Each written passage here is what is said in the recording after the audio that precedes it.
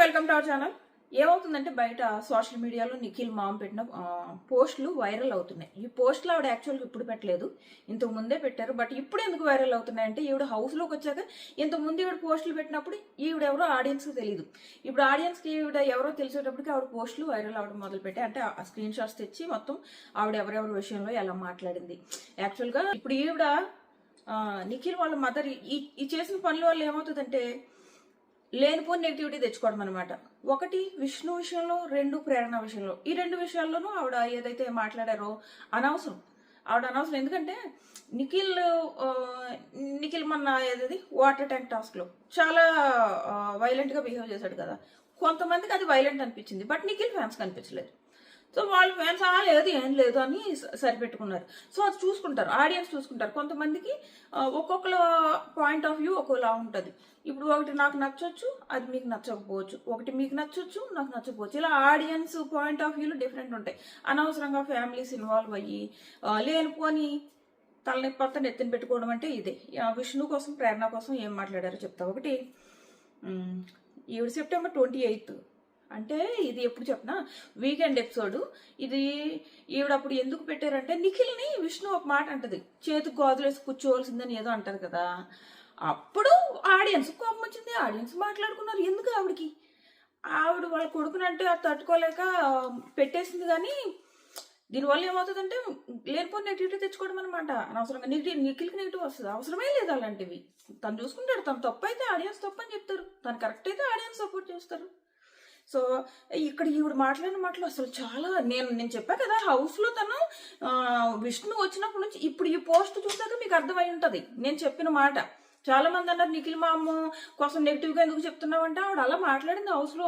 చాలా రూడ్గా బిహేవ్ చేశారు ఆవిడ హౌస్లో. కాకపోతే ఆవిడ ఒక కంటెస్టెంట్ ఫ్యామిలీ కదా, మనం ఎందుకు ఎక్కువ మాట్లాడడం అని నేను జస్ట్ ఆవిడ ఏమన్నారో అదే చెప్పా. కానీ నేనేం రివ్యూ చేయలేదు. జస్ట్ ఆవిడ ఇలా అన్నారు, విష్ణు కోసం ఇలా అన్నారు, తేజ కోసం ఇలా అన్నారని చెప్పా. కానీ అలా అనకూడదు అని ఆవిడ తిట్టడాలు ఇలాంటి అసలు రివ్యూలో చేయలేదు. జస్ట్ ఆవిడ ఏమన్నారో చెప్పా. కానీ ఇప్పుడు నేను అన్న మాటలు చాలా మందికి అర్థమై ఉంటుందో నిజమే. ఆ రోజు హౌస్లో అంటే లైవ్ చూసిన వాళ్ళకి తెలుసు ఆవిడ రూడ్గా బిహేవ్ చేసిందని. ఎపిసోడ్ చూసిన వాళ్ళకి తెలియదు, ఎందుకంటే ఎపిసోడ్లో కట్ చేస్తారు అవన్నీ.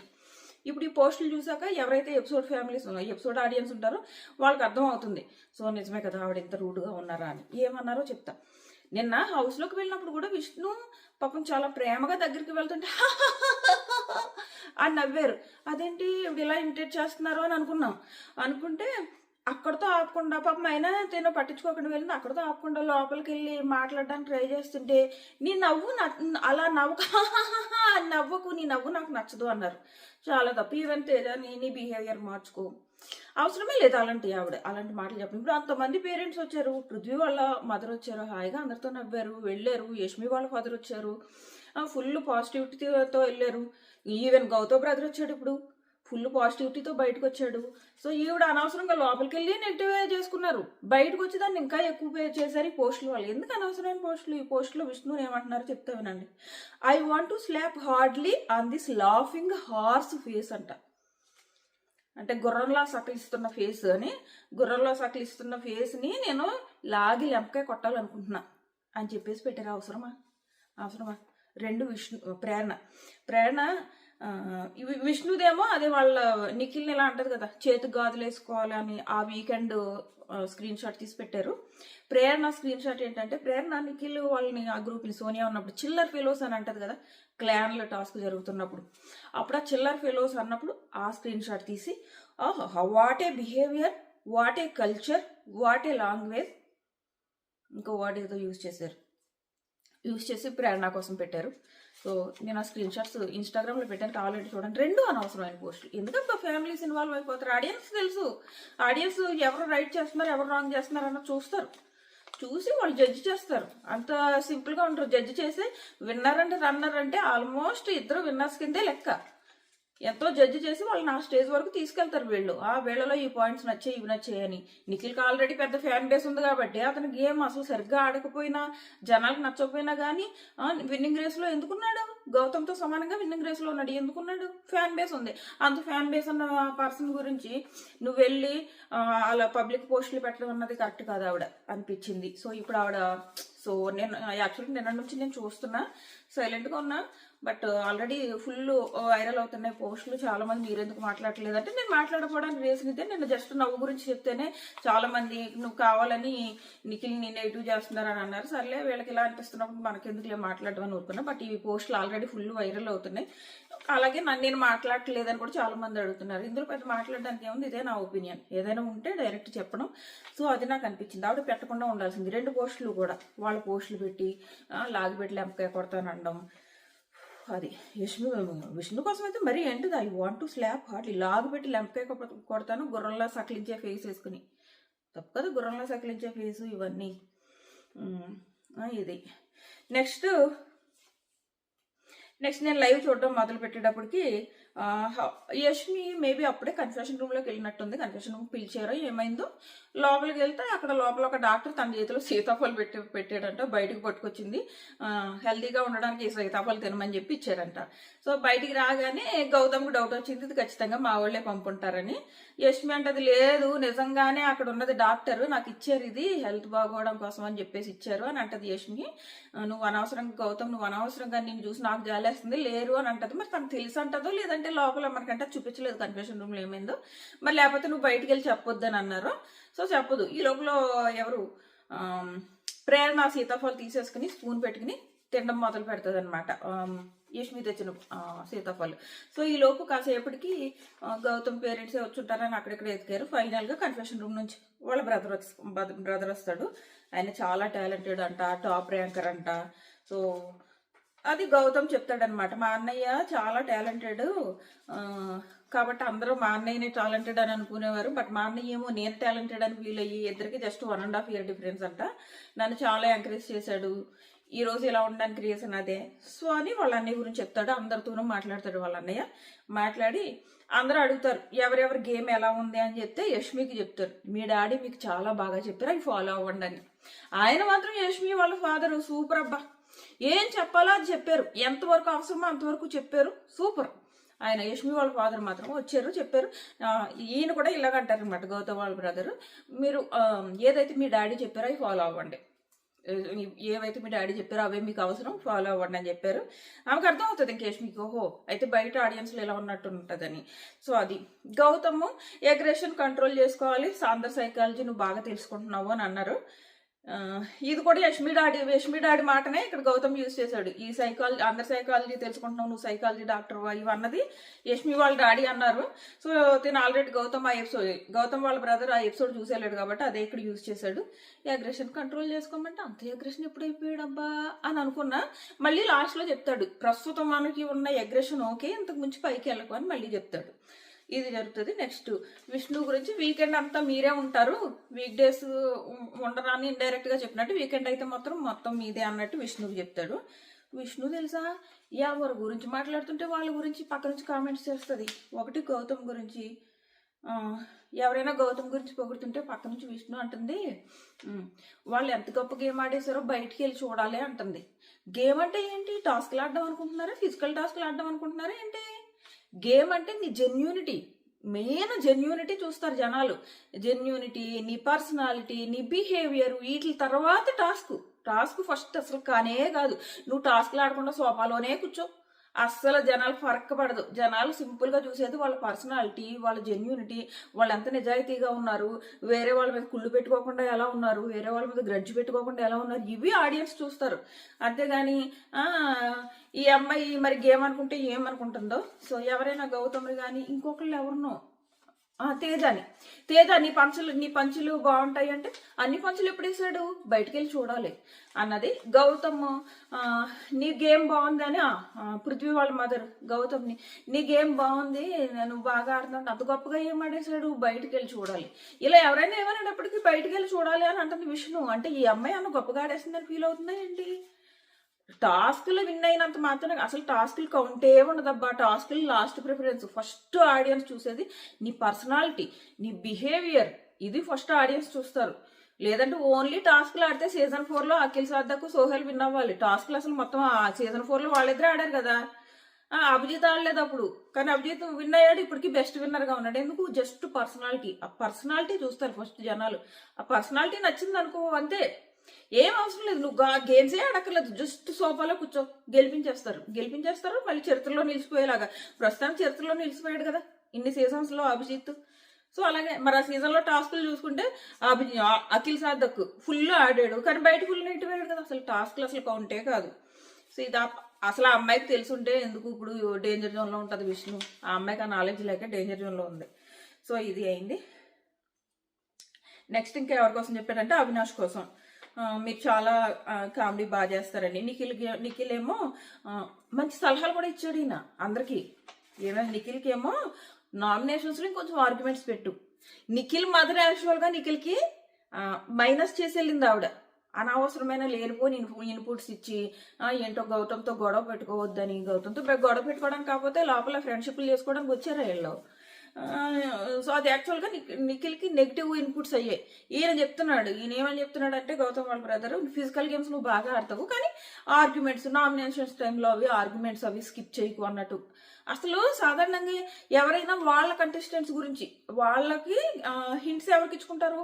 ఇప్పుడు గౌతమ్ వాళ్ళ బ్రదర్ వెళ్ళారు, జస్ట్ గౌతమ్కి ఇచ్చుకోవాలి హింట్స్. వాళ్ళకి కాదబ్బా, నిఖిల్కి ఇచ్చాడా? నిఖిల్కి వాళ్ళ ఇలాగ ఆర్గ్యుమెంట్స్లో పెట్టుకోండి అని. నబీల్కి మీకు ఏం బాగుంటుంది, మీకు ఏం నచ్చుతుంది, ఎవరి గేమ్ బాగా నచ్చుతుంది అంటే నబీల్ గేమ్ నచ్చుతుంది, నెక్స్ట్ ప్రేరణ గేమ్ నచ్చుతుంది అని. నబీల్ గేమ్ని నీ గేమ్ నచ్చుతుంది కానీ నామినేషన్స్లోకి రా అంట. అడ్వైసు. అసలు అలా ఎవరు ఆలోచించరు. ఎందుకు వేరే వాళ్ళు మంచి కోసం ఆలోచిస్తారు చెప్పండి? నీకండి ఇప్పుడు తన నామినేషన్లోకి వస్తే నష్టం ఎవరికి? గౌతమ్ కదా. సో ఎందుకు రావాలని కోరుకుంటారు? కానీ చెప్తున్నాడు, ఈవెన్ నిఖిల్ గేమ్ బాగా ఆడితే నష్టం ఎవరికి? గౌతమ్ కదా. కానీ అలా కాదు, నిఖిల్ నువ్వు ఇలా ఆర్గ్యుమెంట్స్ పెట్టు నామినేషన్స్లో అని చెప్తున్నాడు. బాగా అనిపించింది నాకు అసలు గౌతమ్ వాళ్ళ బ్రదర్ ఇలా వేరే వాళ్ళకు కూడా సజెషన్స్ ఇవ్వడం. సో ఇది వాళ్ళ తమ్ముడికే కాకుండా వేరే వాళ్ళకి కూడా ఇచ్చుకున్నాడు. అలాగే వాళ్ళ తమ్ముడికి చెప్తాడు, అశ్వత్థామ బ్యాక్ ఈజ్ అని అన్నావు చూడు, ఆ ఎపిసోడ్ మాత్రం నిజంగా నువ్వు ఫుల్ తెగించేసావు, ఎలా తెగించేసి అయితే ఆడుతున్నావో ఇలాగే ఆడు. ఆ తెగించిన గేమే బాగుంది, ఎక్కడ తగ్గకు. నీ అగ్రెషన్ ప్రస్తుతానికి బాగుంది, నువ్వు వేసే ఆ అగ్రెషన్ని ఇంకా పెంచుకోకు. అలాగే నీ స్వాగ్ కూడా చాలా బాగుంది. ఆ స్వాగ్తో నువ్వు ఏదైతే నీ బిహేవియర్ ఉంటుందో, ఏం చేస్తున్నావో అది చాలా బాగా నచ్చుతుంది. సో కాకపోతే ఇంకొంచెం యాక్టివ్గా ఉండు. నీ ఎదురుగా ఎవరైతే నీతో మంచిగా మాట్లాడుతున్నారో వాళ్ళు ఏమీ నీ ఫ్రెండ్స్ కాదు, అది మాత్రం చూసుకో అన్నట్టు. ఒకటి మాత్రం ఇంకోటి ఏంటంటే, నబీల్ నీ పక్కన ఎదురుగా ఒకలాగా చాటున ఒకలా ఉంటున్నాడు. ఇలా ఎవరి పేర్లు చెప్పలేదబ్బా, జస్ట్ అడ్వైజ్లు ఇచ్చారంతే. వీళ్ళు ఎలా ఉంటున్నారు, నిఖిల్ చాట్ని ఎలా ఉంటుండండి, నబీల్ చాట్ని ఎలా, ఏం చెప్పలేదు అసలు. జస్ట్ నీ గేమ్ విషయంలో ఇలా చేసుకో. నువ్వు ఎవరైతే నీతో ఫ్రెండ్స్ అనుకుంటున్నావో అలా ఫ్రెండ్స్ అనుకుని నమ్మేకు. నీ ఎదురు అప్పుడు అంటాడు, నువ్వు ఇప్పుడు ఏవైతే చెప్తున్నావో అవన్నీ నేను కూడా అబ్జర్వ్ చేస్తున్నా. నా ఎదురుగా నాతో మంచిగా మాట్లాడుతున్న వాళ్ళు నా చాటును మంచిగా లేరని నాకు కూడా అనిపిస్తుంది అని అంటాడు అనమాట. ఇవి అవుతాయి. ఈలోపు రోహిణి కనపడదు కానీ పేరుకి ఫన్ లవ్ ట్రాక్ నడుతుంది. కానీ రోహిణి, అవినాష్, నబీల్, ప్రేరణ వీళ్ళ నలుగురు గౌతమ్ని టార్గెట్ చేస్తున్నారు. ముందు మీకే తెలుస్తుంది. నేను ఇప్పుడు అంటున్నానని మీరు అనుకుంటారేమో, ముందు మీకే తెలుస్తుంది. వీళ్ళ నలుగురు గౌతమ్ ఆల్రెడీ ప్రేరణ గౌతమ్ టార్గెట్ చేస్తున్నారని తెలుసు. అవినాష్, నబీల్, రోహిణి కూడా వీళ్ళ ముగ్గురు గౌతమ్ టార్గెట్ చేస్తున్నారు. అది ముందు మీకే తెలుస్తుంది, చూస్తూ ఉండండి. సో ఇక్కడ రోహిణి అంటది, మొత్తం ఎక్కడ పడితే అక్కడ చెత్త చేసుకుంటాడు, ఇంట్లో కూడా ఇలాగే ఉంటాడా అని అడిగితే, ఈడి ఇంట్లో చిన్నపిల్లవాడు అందరికంటే, సో కొంచెం అందుకు రిక్లెస్నెస్ వచ్చింది, ప్లీజ్ పట్టించుకోకండి అని అంటాడు. 1 minute. ఈలోపు ప్రేరణ ఉన్నట్టు ఉండకుండా ఆల్రెడీ ఒకటి లోపల నుంచి వచ్చిన సీతాఫలం తినేసింది. అక్కడ పెట్టకుండా తన రూల్ ప్రకారం ఏంటి, ఒక సీతాఫలం వస్తే మొత్తం హౌస్ అంతా పంచుకోవాలి కదా, తిన మెగా చీఫ్ కదా. మరి ఎందుకు యష్మి సీతాఫలం తీసుకురాగానే ఓపెన్ చేసుకుని స్పూన్ వేసుకుని తినడం మొదలు పెట్టింది? అది కూడా అందరికి 12 ముక్కలు పంచాలి కదా. అలా ఒక్క సీతాఫలం మిగిలిందని ఆ సీతాఫలం తిన్నందుకే కదా అంత పెద్ద పనిష్మెంట్ ఇచ్చేసి ఇప్పుడు ఎందుకు సీతాఫలం ఓపెన్ చేసుకుని అందులో స్పూన్ వేసుకుని తినేసావు? హౌస్ మేట్స్ అందరిని అడగాలి కదా కనీసం, నువ్వు తింటావా అని. అది కూడా లేదు. యష్మి పట్టుకొచ్చింది. యష్మి అంటే సరే నాకు ఇస్తే నువ్వు తినేస్తున్నావు ఏంటరా అని ఒక ప్లేట్లో పెట్టుకుంది, ఎరగదీసింది. అసలు సీతాఫలం ఎలా తింటారో కూడా తెలియదు అంటే ప్రేరణకి స్పూన్ వేసుకుని తినడం మొదలుపెట్టింది. అది నేను ప్రతిదీ ఒక చిన్న బిస్కెట్ ఉన్న 10 మందికి పంచుతాను అన్నప్పుడు ఒకే ఒక సీతాఫలం వచ్చినప్పుడు నువ్వు ఒకదాని ఎందుకు ప్లేట్లో పెట్టుకు తింటున్నావు అన్నది నా పాయింట్. సో ఇక్కడితో అయిందా అంటది, సీతాఫలాలు తినేస్తాడు అని అన్నది వాళ్ళ అన్నయ్య ఎదురుగా. మీకు విషయం తెలుసో తెలీదో, ఎవరైనా ఒక గెస్ట్ వస్తుంటేనే వాళ్ళు ఆ గెస్ట్ ఎదురుగా ఏదో ఒకటి అంటుంది గౌతమ్ని. కావాలంటే మీరు గమనించుకోండి, ఎపిసోడ్స్ వెనక్కి వెళ్ళి చూసుకోండి. ప్రతి గెస్ట్ ఎదురుగా ప్రేరణ ఏదో ఒకటి అంటుంది గౌతమ్ని. ఇక్కడ వాళ్ళ అన్నయ్య ఎదురుగా కూడా అన్నది, సీతాఫలాలు తినేస్తాడు అంటే అందుకే నీకోసమే తెచ్చాడు కదా, నువ్వు ఆల్రెడీ తిన్నావు కదా. అయిపోయిందా, పంచి రివర్స్లో ఇచ్చేసాడు. ఆల్రెడీ యష్మి పట్టుకొచ్చింది, తనే తినేసింది ప్లేట్లో పెట్టేసుకుని స్పూన్ వేసుకుని మరి. సో వెంటనే తిరిగి గౌతమ్ సీతాఫలాలు తినేస్తాడు అని చెప్పేసి అనేటప్పటికి, అందుకే నీకోసమే తెచ్చాడు తిను అన్నాడు. అయిపోయింది అక్కడికి. సో ఆ తర్వాత వాళ్ళ అన్నయ్య వెళ్ళిపోయిన తర్వాత కూడా ఒక 12 ఎన్నో సీతాఫలాలు పంపారనమాట. అవన్నీ పట్టుకొచ్చి ఇందులో నేను ఒక్కడు కూడా తిన్నాను, నేను 4 సీతాఫలాలు తిన్నాను, ఇదిగో వడ్డీతో సహా ఇచ్చేస్తున్నాను అని అక్కడ పెట్టాడు. సో ఎవరికి కావాల్సిన వాళ్ళు తీసుకోండి అంటే అందరూ తీసుకున్నారనమాట. అందరూ తీసుకుని తింటున్నారు, ఎంజాయ్ చేస్తున్నారు సీతాఫలాలు. నేను ఇప్పుడు వీడియో చేసేటప్పటికి వాళ్ళు సీతాఫలాలు ఎంజాయ్ చేస్తున్నారు. ఎంజాయ్ చేస్తూ ఏదో బాటిల్ గేమ్లు ఆడుకుంటున్నారు. బాటిల్ గేమ్స్ కాదు, పెన్ గేమ్స్ ఏవో ఆడుకుంటున్నారు అక్కడ. సో ఎవరు ఏం చేస్తున్నారు, నీ విషయంలో ఎలా బిహేవ్ చేసుకుంటున్నారో కొంచెం అబ్జర్వ్ చేసుకో అని చెప్తాడు. నెక్స్ట్ వచ్చేసి మనం ప్రోమోలో చూసాం కదా, ప్రోమోలో చూసింది లైవ్లో వేయలేదు. ఇదే ఏ వచ్చి బీపై వాళ్ళు ఎలాంటి ట్రయాంగిళ్ళు అలాంటివి ఏం పెట్టుకోకమ్మా, ఇప్పుడు ఆల్రెడీ అందరికీ ఇన్పుట్స్ వచ్చాయి. సో మళ్ళీ ఈ యాంగిల్ స్టార్ట్ అవుతాయి అంటే నీకేం బాగుందని వాళ్ళకి తెలిసిపోయింది.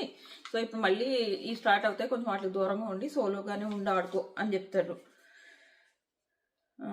టాస్క్లో 100% ఆడు, ఓడిపోతున్నావా గెలుస్తున్నావా అన్నది ఇంపార్టెంట్ కాదు, బాగా ఎఫర్ట్స్ పెట్టు, ఎవరితోనూ ఎలాంటి డీల్స్ పెట్టుకోకు, సోలోగానే గేమ్ ఆడు, ఇమ్యూనిటీ కోసం అస్సలు ఆలోచించొద్దు, అసలు నీకు ఇమ్యూనిటీయే వద్దు, నామినేషన్స్లోకి రా.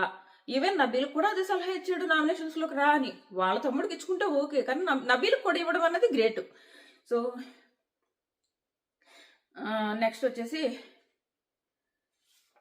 ఇప్పుడు ఇన్పుట్స్ వచ్చిన తర్వాత చాలా మంది నీతో మంచిగా మాట్లాడడం స్టార్ట్ చేస్తారు, అంటే నీకు ఫ్రెండ్స్ అయిపోయారని అనుకోకు, బాండ్స్ ఏం పెట్టుకోకు, అదంతా ఇన్పుట్స్ వల్ల వాళ్ళు అలా చేస్తారు అన్నట్టు చాలా తెలివిగా చెప్పాడు అనమాట. మళ్ళీ ఫాదర్ రాలేదని ఏం ఫీల్ అవ్వకు, ఫైనల్కి వస్తారు ఫాదరు అని చెప్పేసి చెప్తాడు.